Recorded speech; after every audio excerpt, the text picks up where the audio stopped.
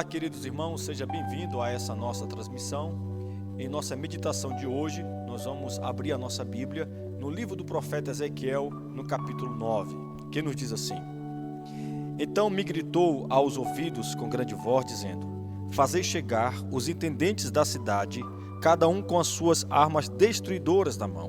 E eis que vinham 6 homens a caminho da porta alta que olha para o norte, cada um com as suas armas destruidoras na mão. E entre eles um homem vestido de linho, com um tinteiro de escrivão à sua cinta. E entraram e se puseram junto ao altar de bronze. E a glória do Deus de Israel se levantou do querubim sobre o qual estava, até a entrada da casa, e clamou ao homem vestido de linho, que tinha o tinteiro de escrivão à sua cinta. E disse-lhe o Senhor: Passa pelo meio da cidade, pelo meio de Jerusalém, e marca com um sinal as testas dos homens que suspiram e que gemem por causa de todas as abominações que se cometem no meio dela. E aos outros disse, ouvindo eu: Passai pela cidade, após ele e fere, não poupe o vosso olho, nem vos compadeçais. Matai velhos e jovens e virgens e meninos e mulheres, até exterminá-los. Mas a todo homem que tiver o sinal, não vos chegueis. E começai pelo meu santuário. E começaram pelos homens mais velhos que estavam diante da casa. E disse-lhes: Contaminai a casa, e enchei os átrios de mortos, e sai. E saíram e feriram na cidade. Sucedeu, pois, que, havendo eles ferido, e ficando eu de resto, caí sobre a minha face, e clamei, e disse: Ah, Senhor Jeová, dar-se-á o caso que destruas todo o restante de Israel, derramando a tua indignação sobre Jerusalém? Então me disse: A maldade da casa de Israel e de Judá é grandíssima, e a terra se encheu de sangue, e a cidade se encheu de perversidade. Eles dizem: o Senhor deixou a terra, o Senhor não vê. Pois também, quanto a mim, não poupará o meu olho, nem me compadecerei, sobre a cabeça deles farei recair o seu caminho. E eis que o homem que estava vestido de linho, a cuja cinta estava o tinteiro, tornou com a resposta, dizendo: Fiz como me mandaste. Vamos orar. Pai, esta é a sua palavra, que será ministrada agora nessa transmissão online. Deus, por favor, que o teu Espírito Santo traga despertamento para todos aqueles que estarão ouvindo agora essa transmissão, em nome de Cristo Jesus, Pai. É o que eu te peço nesse momento. Traga iluminação para todos nós. Dê graça ao pregador, Senhor, para que ele possa transmitir com fidelidade a tua palavra, em nome de Jesus. Amém. Irmãos, nessa passagem aqui, nós temos um terrível quadro de julgamento de Deus contra a cidade de Jerusalém. Nós podemos observar que Ezequiel aqui, ele viu quão corrupta Jerusalém havia se tornado. E nós podemos ver que nessa passagem que nós acabamos de ler, o julgamento de Deus iria começar pela sua casa, iria começar pelo santuário, iria começar pelos líderes, porque tanto os líderes quanto o povo, todos eles haviam se corrompido diante de Deus. Então, o que Deus faz aqui? Deus, então, ele convoca, no versículo 2, ele convoca 6 homens para entrar em Jerusalém, e depois ele convoca um homem vestido de linho, com um tinteiro de escrivão à sua cinta. Para quê? Para que este escrivão entre primeiro na cidade e marque todos os homens na testa, os homens que suspiram e que gemem por causa de todas as abominações que se cometem ali naquela cidade. Então, o homem vestido de linho, ele entraria primeiro na cidade e marcaria aqueles homens que temem a Deus, aqueles homens que lamentam por todos aqueles pecados que aquela população, que a população daquela cidade estava cometendo. Mas depois que o homem vestido de linho marcasse esses homens que temiam a Deus, os outros 6 viriam depois, iriam matar todos os demais porque não tinham essa marca na testa. Então nós estamos diante aqui de um quadro horrível de julgamento de Deus contra a cidade de Jerusalém. Mas aí no capítulo 8, nós temos aqui a descrição dos pecados que essa cidade estava cometendo. E nós podemos analisar, se você estudar depois o capítulo 8 e ler todo ele, você vai ver que os pecados que eles estavam cometendo, nós temos aqui uma lista desses pecados, e o primeiro pecado mencionado aqui no capítulo 8 é que havia ali naquela cidade a imagem dos ciúmes na porta do templo. Era provavelmente a imagem da deusa Azera. Em Jeremias 7:18 menciona Azera como uma rainha dos céus. Então eles colocaram uma deusa na porta do templo, a imagem de uma deusa na porta do templo de Deus. E depois, ainda seguindo essa lista de pecados aqui que a cidade de Jerusalém estavam cometendo, nós temos aqui 70 anciãos adorando secretamente falsos ídolos. Então nós temos aqui cultos místicos e pecados ocultos, onde 70 anciãos estavam fazendo isso secretamente. É aquele famoso pecado oculto que eles estavam cometendo. Eles estavam chegando até dizer o seguinte: o Senhor não nos vê, o Senhor abandonou a terra. Então o que esses anciãos estavam fazendo? Deus não está nos vendo, Deus já abandonou essa terra, então vamos pecar. Só que eles se esqueceram que no livro dos Salmos, capítulo 44, versículo 21, está escrito assim: porventura não conhecerá Deus isso? Pois Ele sabe os segredos do coração. O nosso Deus, Ele vê, Ele enxerga, Ele contempla todas as coisas, meus irmãos. Nós não podemos esconder nada aos olhos do nosso Deus. O nosso Deus tem olhos como chama de fogo, Ele vê tudo, Ele contempla tudo. Estes 70 homens aqui, eles se esqueceram que o nosso Deus é aquele que contempla todas as coisas. Em Provérbios 15, no versículo 3 diz: os olhos do Senhor estão em todo lugar, contemplando os maus e os bons. Então vejam que a palavra de Deus está dizendo que os olhos de Deus estão em todo o lugar, contemplando os maus e os bons. Deus está vendo tudo. Deus está vendo tudo que você está fazendo. Deus está vendo tudo que eu estou fazendo. Deus, Ele contempla todas as coisas. Nada, absolutamente nada está oculto aos olhos de Deus. Em Jeremias, no capítulo 16, no versículo 17, diz assim: porque os meus olhos estão sobre todos, não se esconde perante a minha face, nem a sua maldade se encobre aos meus olhos. Os olhos de Deus estão sobre você. Os olhos de Deus estão sobre mim.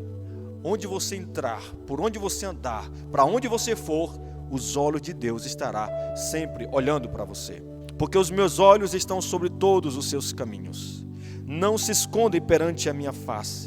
Ninguém pode se esconder da face de Deus. Nem a sua maldade, diz o texto, se encobre aos meus olhos. As nossas maldades, querido, não estão ocultas aos olhos de Deus. E o terceiro pecado aqui mencionado no capítulo 8 de Ezequiel 8 diz para nós que as mulheres estavam chorando por Tamos. O que é isso? Tamos era um deus jovem que morria no inverno e ressuscitava na primavera.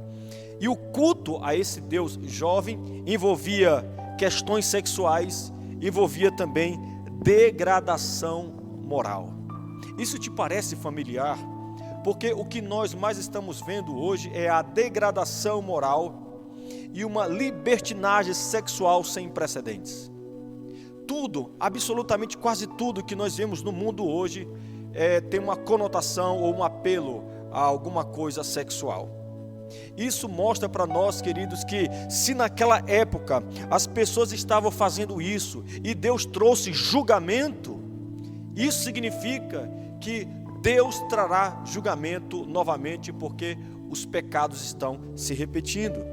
E depois nós temos aqui o quarto pecado nessa lista de Ezequiel 8, dizendo que 25 homens viraram as costas para o templo de Deus, e estavam adorando o sol. estavam cometendo o pecado de idolatria, virando as costas para Deus, o Deus eterno, o Deus que nos criou, o Deus que nos fez, o Deus que enviou Jesus Cristo para nos salvar dos nossos pecados.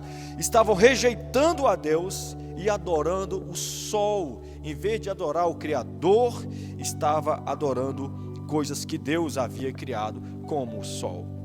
E em quinto lugar, nós temos aqui, dizendo para nós, em Ezequiel 8, que eles encheram a terra de violência. Então nós temos essa lista de pecados: idolatria, violência, degradação moral, misticismo, culto imoral, abandono deliberado de Deus e da sua palavra, a busca por uma cultura não bíblica. Todos esses pecados o povo de Jerusalém estava cometendo. E Deus então, ele vai trazer julgamento, ele vai trazer ira, ele vai trazer justiça para esta cidade. E nós observamos aqui no capítulo 9 que foi lido, nós podemos ver que Deus, ele enviou um julgamento para o seu povo. E aí no versículo 1 e 2 do capítulo 9, Deus envia executores. Deus envia então um homem vestido de linho para marcar aqueles que realmente não estavam cometendo esses pecados aqui, e estava até lamentando por aqueles que estavam cometendo esses tipos de pecados.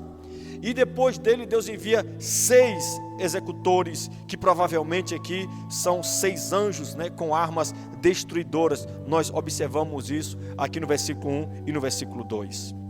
E depois nós vemos aqui, como eu disse, um homem vestido de linho para marcar aqueles que realmente estavam obedecendo a Deus. E no versículo 3 do capítulo 9, a glória do Deus vivo se levanta para julgar a cidade de Jerusalém. No versículo 4, Deus usa o homem vestido de linho para marcar os fiéis, para marcar aqueles que no meio de toda essa pecaminosidade permaneceram limpos, permaneceram puros, no meio de todas essas trevas, no meio de todos esses pecados, no meio de todas essas iniquidades, ainda havia aqueles que estavam ali permanecendo puros e limpos diante de Deus, e esses foram marcados na testa. Então, queridos, mesmo no meio de tanta degradação moral, mesmo no meio de tanta idolatria, mesmo no meio de tanta perversão, é possível sim aqueles que temem a Deus se manterem puros e limpos. E depois nós temos aqui onde Deus, ele vai permitir que os infiéis sejam feridos e que sejam mortos. Porque em Romanos 6:23 diz que o salário do pecado é a morte. Então isso é um alerta para nós. O salário do pecado é a morte. Deus enviou 6 anjos executores aqui para matar aqueles que estavam pecando, para matar aqueles que estavam vivendo em pecado.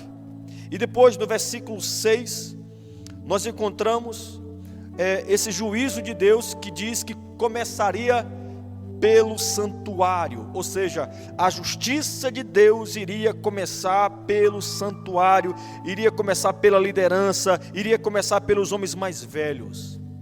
Em 1 Pedro capítulo 4, versículo 17 diz assim: pois chegou a hora de começar o julgamento pela casa de Deus, e se começar primeiro conosco, qual será o fim daqueles que não obedecem ao evangelho de Deus? Vejam que o julgamento de Deus vai começar pelo seu povo. O julgamento de Deus vai começar pela liderança. Nós temos que ter o máximo de temor em nosso coração, meus irmãos, porque esse mesmo julgamento que houve em Ezequiel no capítulo 9, ele vai se repetir. Porque os mesmos pecados que a cidade de Jerusalém estava cometendo, a nossa geração também está cometendo, e Deus vai trazer juízo, Deus vai trazer julgamento. Então nós temos aqui no versículo 6, essa justiça de Deus que vai começar pelo santuário, vai começar pelos mais velhos, como eu disse, vai começar pela liderança, porque era dever dos homens mais velhos ensinar aos mais novos o temor a Deus e a sua palavra. Só que em vez dos homens mais velhos serem o exemplo para os mais jovens, um exemplo de justiça, um exemplo de piedade, um exemplo de obediência a Deus, eles estavam sendo um exemplo de desobediência, um exemplo de uma vida profana, um exemplo de uma vida distante do Senhor. Mas a partir do versículo 8, irmãos, nós temos então o clamor do profeta Ezequiel. Ele diz assim no versículo 8: sucedeu, pois, que havendo-os eles ferido, e ficando eu de resto, caí sobre a minha face, e clamei, e disse: ah, Senhor Jeová, dar-se-á o caso que destruas todo o restante de Israel, derramando a tua indignação sobre Jerusalém?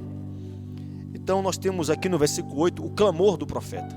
O profeta clamando pela cidade de Jerusalém. Mas aí, no versículo 9, no versículo 10, nós temos a resposta de Deus que diz assim: então me disse: a maldade da casa de Israel e de Judá é grandíssima, e a terra se encheu de sangue, e a cidade se encheu de perversidade. Eles dizem: o Senhor deixou a terra, o Senhor não vê. Pois também quanto a mim, não poupará o meu olho, nem me compadecerei sobre as cabeças deles, farei recair o seu caminho. Então veja que apesar do clamor do profeta, Deus responde dizendo que Ele vai sim trazer juízo sobre aquela cidade. E no versículo 11 nós temos aí o relatório do julgamento, onde o homem vestido de linho, ele vem e diz: fiz como me mandaste. O julgamento aconteceu. Deus julgou aquela cidade. Muitos foram mortos, poucos foram salvos. Os que foram salvos foram aqueles que, embora estavam no meio de uma degradação moral, no meio de pecados, no meio de uma idolatria, eles conseguiram se manter puros e por isso eles foram salvos. O que isso tem a ver conosco hoje, irmãos? Tem tudo a ver. Tem tudo. Nós fomos criados por Deus com o propósito de refletir a sua imagem nesse mundo. Esse é o nosso propósito. O propósito de Jerusalém era refletir a imagem de Deus para as outras cidades, para as outras nações. Mas não era isso que eles estavam fazendo. Eles estavam agora indo por outro caminho. Um caminho que não estavam agradando a Deus. Pelo contrário, estava trazendo a ira de Deus sobre eles. O propósito da nossa vida é refletir a imagem de Deus sobre a terra, meus irmãos. Se nós não cumprimos com o nosso propósito, se nós não refletimos a imagem de Cristo, se nós não formos iguais a Cristo, o julgamento de Deus, a ira de Deus cairá sobre nós. Porque o nosso Deus, Ele não muda. Do mesmo jeito que Ele tratou desse pecado com a cidade de Jerusalém, aqui em Ezequiel capítulo 9, Deus vai fazer a mesma coisa hoje, caso não haja arrependimento. Então nós devemos viver para a glória de Deus. Quando nós olhamos para esse mundo, o mundo está igualzinho a esse povo aqui de Jerusalém nessa época. Quando nós olhamos para esse mundo de hoje, nós encontramos idolatria, nós encontramos violência, nós encontramos imoralidade, nós encontramos misticismo, nós encontramos as pessoas virando as costas para Deus. O que vai acontecer com esse mundo se o mundo continuar vivendo na idolatria? O que vai acontecer nesse mundo se o mundo continuar vivendo na violência? Se o mundo continuar vivendo na degradação moral? O que vai acontecer é que Deus vai vir novamente com justiça, com ira, com julgamento sobre essa terra. E o único que pode nos proteger é Jesus Cristo. Aleluia. E Jesus Cristo só pode nos proteger se nós formos como esses homens aqui, homens que suspiram e que gemem por causa de todas essas abominações que as pessoas cometem nos dias de hoje.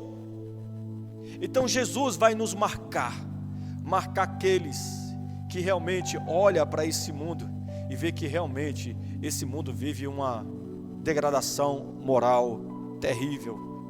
e que clamam por uma restauração, e que clamam por uma terra nova, estes serão marcados por Jesus Cristo. Então nós precisamos ser esses homens, nós precisamos ser como esses homens, marcados por Jesus.